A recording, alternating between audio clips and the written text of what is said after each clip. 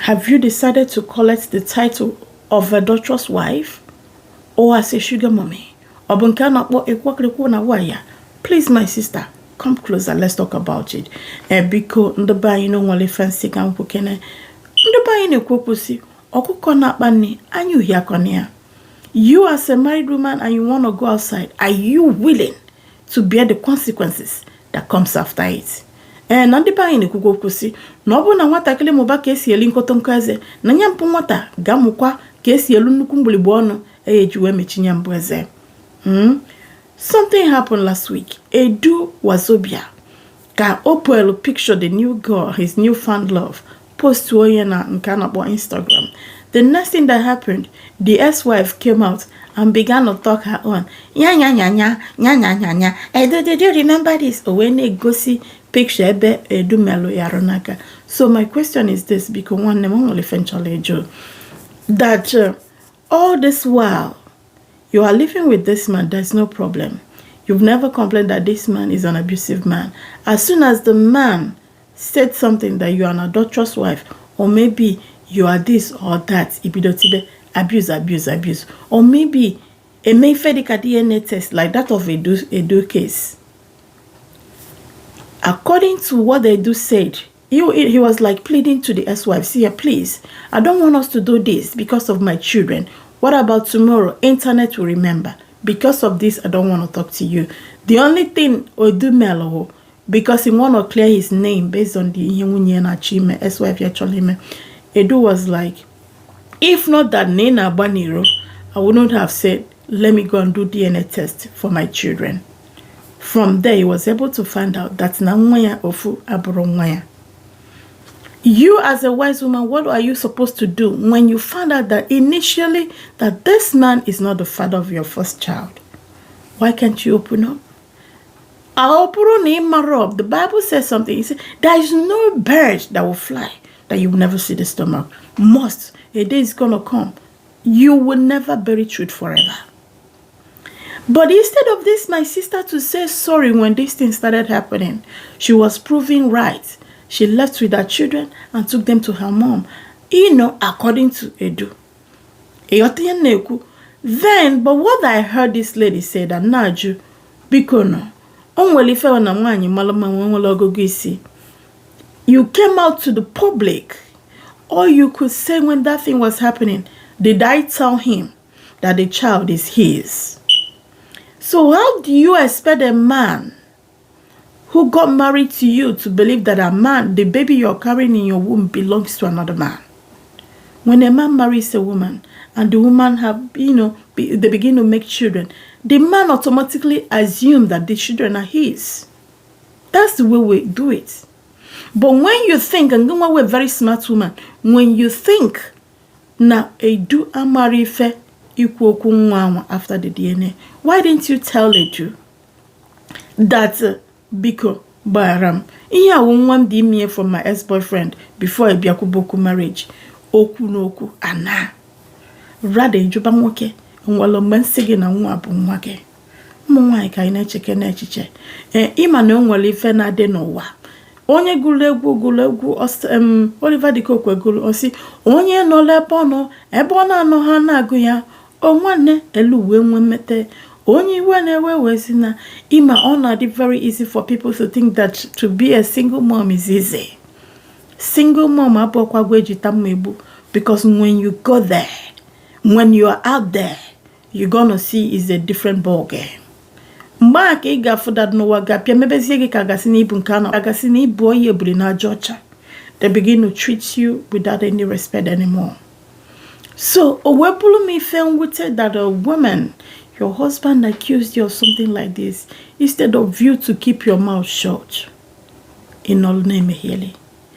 Please, you that is listening to me, let me ask you a question. Have you ever seen a wonderful man or maybe a suitor walking away from a young girl just because the father is a womanizer? If anything like that must have happened, let's just say it's 1%.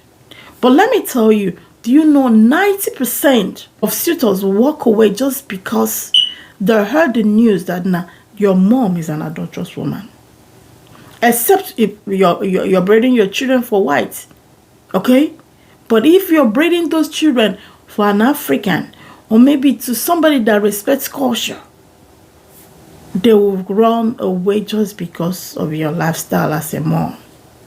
So, as you are going ahead, living a kind of lifestyle you think that are worthy, or you think that is good for you, I want you to consider your children, especially your female children, and your sisters if you have younger ones, because somehow, directly or indirectly, it's going to affect them. And obu no me karapesi nekwensu emalo malo that you are the ekwensu cause nyambunsobo. Something happened a few years ago. There is this little girl napom auntie, a baby somewhere, but something happened. The young man, their dad traveled to Canada. From there, he was able to secure his papers. Sizia Kopokota his children to Canada. But something happened. During the time they're processing their paper, they went for DNA tests. They found out that the first child wasn't his. The man borrowed the 4 siblings and left the other one with the mom. Every day, that was what this young girl was calling the mom. When you look at her, I feel so pained because the man ought to have considered that this little girl, the day they gave birth to this girl, you are the first person the girl called daddy. At least consider things like that. So we with them.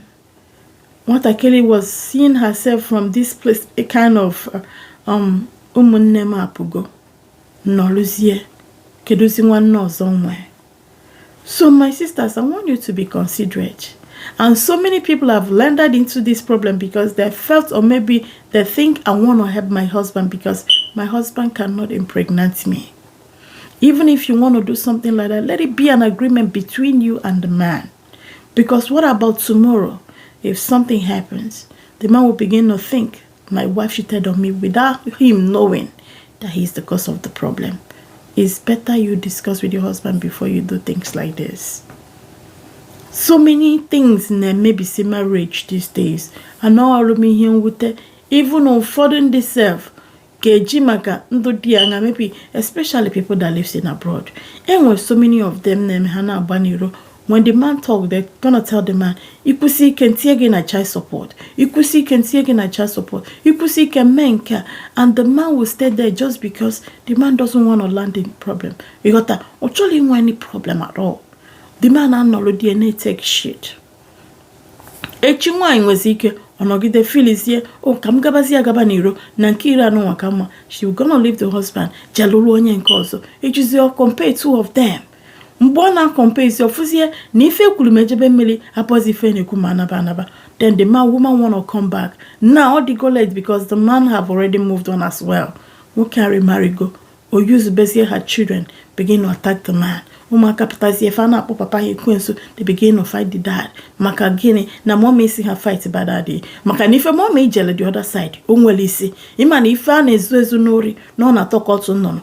Manechi bena to there. Akawale gi yakwalo. So biko no mwa ibem. I think that this thing was something ne maybe fe. Unwari fekale, I am sorry. Learn how to say I am sorry. Whenever you're wrong as a woman, learn how to use this word. I am sorry. It's not going to remove anything from you. Onye gulu eguwasi. Words don't go easily. Like sorry, forgive me. Okay? I'm not erasable. Learn how to say that in order to keep your family, in order to have peace in your home. Asim kachineke na nyegi nyambu nkana po oguguisi to what I have said. Ya gaziele gigoyama gelmonte basu ozia kanda banye neya. No, some of our sisters, they really need to hear what I'm talking about. Ya gaziele gimwanenke mother. This Urban Blog speaking. Remember to share because Unoni nende na basozi mando bona ne deife kachineke goziele mono. I sincerely appreciate you all. Mandi na yemsta obini gwe goziele mgi goziele makaraka gi. Igbo bibo mamana ekene kwa mgi makeni fene mele gife ya gazie.